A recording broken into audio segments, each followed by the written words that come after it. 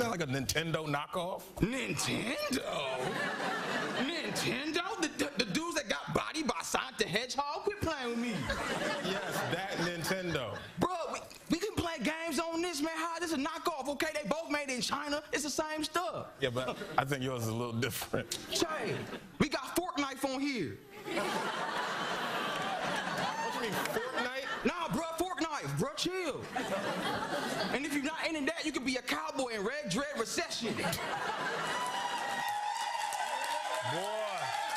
Hey. Always good to see the homies from the crib doing great things. Hey. SNL's own Chris Red with us today, man. Y'all show some love to my man Chris. Hey. Thank y'all. Thank y'all. First of all, man, let me say, as a stand-up comedian, as a brother from Chicago, I'm so happy to see one of the guys get up top and do their thing. You doing your thing on that show. That sketch right there was proof. Fork knife? Come on, man. Fork knife, classic. What is it like for you now, man? It's a whirlwind, because you go from doing open mics, and now the next thing you know, you're on one of the biggest TV shows ever. On television. Man, we went from doing open mics with y'all, roasting me for bombing.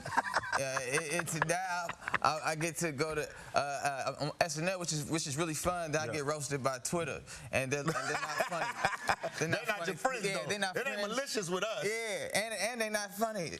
So it sucks that part of it. But being on SNL has been fun, man. It's like anything else. I guess it's just it's on TV now. So every time like the wins are really big, and it's like. And you can like be a part of culture. I was surprised that we got Soulja Boy on there, because when we did it, when I like pitched it, I was like, yeah, I'm gonna do Soulja Boy. All the white people were like, who? And wow. So, you had to do one of his songs? You know this. You know what it is. You know what it is. They're like, oh. Yeah, but like the Trump bit was so funny that they didn't care. They just thought it was like, no matter if this person is a real rapper or somebody you just made up, it's hilarious. I'm like, all right, cool. So when you're able to introduce our culture to that and like blend it all in together, that's the perfect. And I want to talk about that. How important is that to you? And also Keenan, who's on the show, because you guys, only two brothers. Then you got my girl that's on her sister. Leslie's gone. Leslie gone. Her special dropped today. Yeah. I want to check that out. Make sure you go check that. Shout out to Les Dog. Time Machine. But yeah, Ego Woldham is on there now. She's killing it. So how important is that to you to keep infusing culture, our culture, into certain skits and stuff? Is it a tough struggle? Like sometimes they don't get it, or you and Michael Che, y'all have to get together and show them like, this is dope. Quit playing. I mean, look, man, you'd be surprised how many great scenes about crackheads never make it on air. But it's really important, man, because it's like that's what I bring to the table. You know what I mean? Like, while I like all types of comedy, you know, I came from this scene, the Chicago scene, and it's important that we cover some of the stuff that some of those other writers might not have the experience to cover.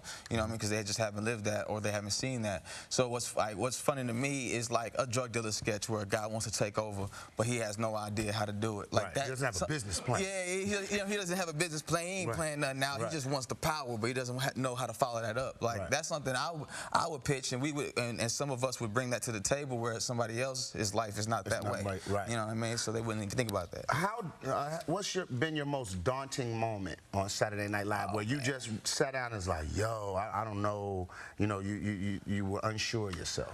That whole first year. Really? Yeah, because it's a boot camp, man. Like it's hard, and you're going live, and you're not sure of any of the words, because nobody is, because they were all written just like recently, and you're going in there, things are changing all the time, and when you mess up, you mess it up in front of millions of people, and then it sticks around forever. So anytime I flub a line, I'm like, damn, they gonna know forever. Right. That's staying there. Like, you can't erase that. You know what I mean? You're doing a set at the club, and I flub a joke. You know what I'm saying? Most of them drunk. They ain't gonna remember that. Right. You know what I'm saying? But like, you could watch that back Sunday, like, he messed that up, and it's like, yeah, I know. You know what I'm saying? I try not to say. Is there any like cast member that cracks you up? Like, if you do something with them, you have to be on your serious game, because they'll have you laughing. Man, Keenan's probably one of the funniest people. I mean, people know that, but I don't think unless you able to see table read day to day, like how funny he really is. That dude Beck Bennett is hilarious. Yes. That man loses his mind, and no one can play louder and stupid like Beck. Like he's cold with it, and so a lot of the times you're in the scene with him, you just gotta like, I just wait for the camera to be off me, and then get my laughs out real quick. Right. But Eddie was that too, though, man. Like. Eddie, man, like every scene we rehearsed. How crazy was that, man? Bro, it was crazy. First of all, I never thought I'd see the day he come back. Right. And then I didn't think I was gonna be there. Right. You know what I mean? A part of it. Like I just felt like a part of this. I was the whole time. Every character you see me in that episode, I'm just like, I'm with Eddie. And here he go. Right. Everybody. Yeah. It was crazy because you had Chappelle there, you had Rock there, but everybody felt like a little brother, you know, to Eddie. Everybody felt like they looking up to the GOAT, you know. And it was cool. He was cool, but he cold with it, man. Like your comedic opinion when he comes back and does his hour special, how do you think is going to resonate in the comedy world? I mean, I think it's gonna resonate because it's Eddie Murphy, man. You know what I'm saying? And it's like everybody wants to know what he's gonna talk about. Everybody wants to be there for that moment, just like everybody wanted to be there for that Saturday Night Live moment. Nelly asked me for tickets for Eddie Murphy, and that's how you know you made it, right? We have never hung out one time, Nelly. Nelly's calling you for tickets. That's how you know you have made it. I mean, it was crazy. I still owe you some tickets, I guess, Nelly. You stick around for a little bit longer? Yeah. We'll be back, man. More with Chris Red right here on Later with Leon. Yeah. Leon out here. We talking comedy when we come back. We talking that stand-up day.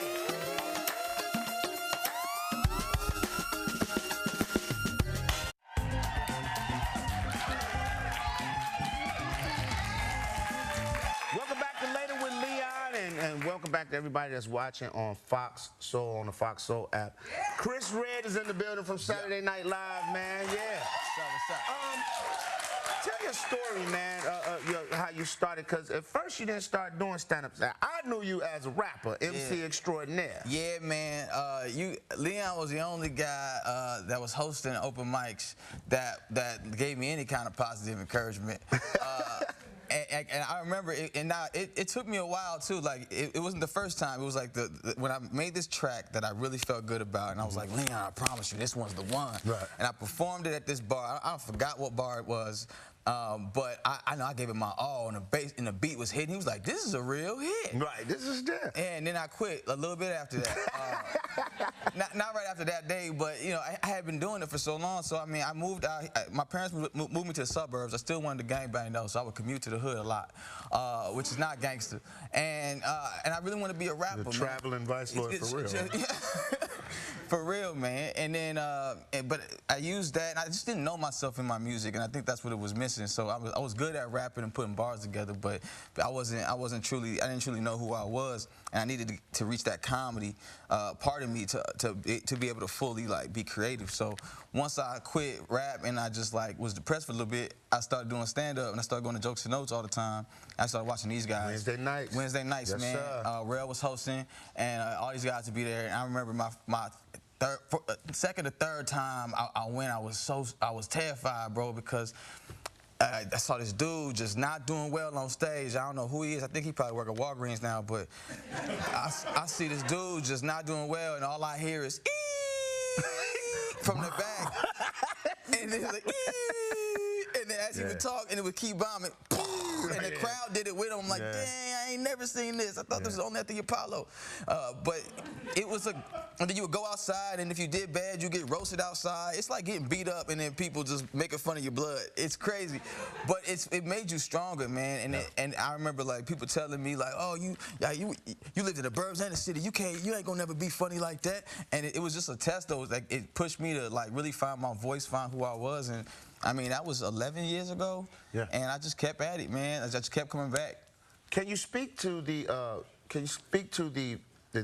theory that it's not overnight? Like some people will see you and be like, boom, man, he went from here to here, and they miss all that time in between. What was that like? You know, you just said 11 years. That's a decade, right? I didn't start. I was always hosting stuff, but I never. And I loved comedy, and I was always doing it, I guess. But I wasn't doing it like I wasn't chasing it like I was at 22. So I had a whole dream die, and you know, my whole rap dream died. But for me to be reborn as a comedian and to chase that for 11 years, so I didn't really make my first real check until I was 31 years old, and that's like that's long.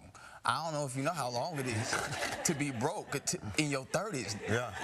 Having babies and children. You can trust me. You know what I'm saying? Trust me, I had to work at a place called Jeepers. Jeepers. At 30 years old, I had to wear a safari hat and a purple polo shirt because the bookings wasn't coming in like that.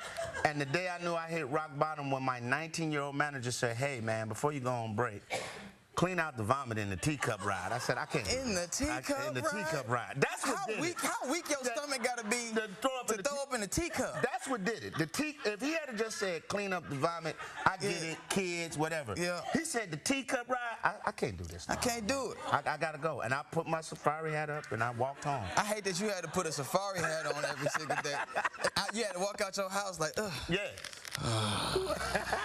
That was the depressing part. Yeah. Yo, I had this job where it didn't even have a name. It was just me and this African man in this warehouse, and we would scrape these yellow lines off like a parking lot line, and so they can repaint the same lines. They gave us one blade, one little pole the blade go in, and we would just scrape and scrape all day. Your forearms was jacked. Boy, I swear, Popeye, boy. But it would just be me and him all day, and he would be telling me about Africa and like how he fought a lion. You know what I'm saying? I'm like, dang, that's crazy. And then by like noon, I was like, bro, if you tell me one more thing about Africa, I'm using this dull blade on you, fam. I use that. This is similar to what I used to use for the lion. fight. I'm like, ah. We got a charity event going on this weekend, man. Please tell us about it. Yes, it's at Park West, man. It's a Chris Red and Friends. It's at 8 p.m. I got some of my homies coming out, Lil Rel Howery, Ego Wodum. Shout out to Rel. Yeah, man, Rel doing huge things. Yeah. Langston Kerman, Jack Knight, and we have more, man. I'm gonna try to get this man to come out and do a set too. Oh man, definitely, man. Say less. You know what I'm saying? I'm there. Sunday? Sunday. Sunday? I'm there. Sunday. I don't go to church, so I'll be there. Dude, me neither. I pray. God know my heart. You know how you say that when you don't go to church. And y'all also know I like football. You know what I mean? But it's gonna be beautiful though, man. Like all the proceeds go to Chicago Hopes for Kids, and it's gonna be a beautiful time, man. Where can they reach you at on Instagram? Where can your fans follow you? Twitter? Yeah, because I'm lazy and I don't have a website, you can catch me on Instagram or Twitter. Yep. Chris Red? Chris Red, right, yes. Man. Chris Hey, Red man. is, and Red said it. Make sure y'all come out Sunday and support this. Man, thank you for stopping by. Keep doing great things, man. Proud of you, bro. Thank you, man.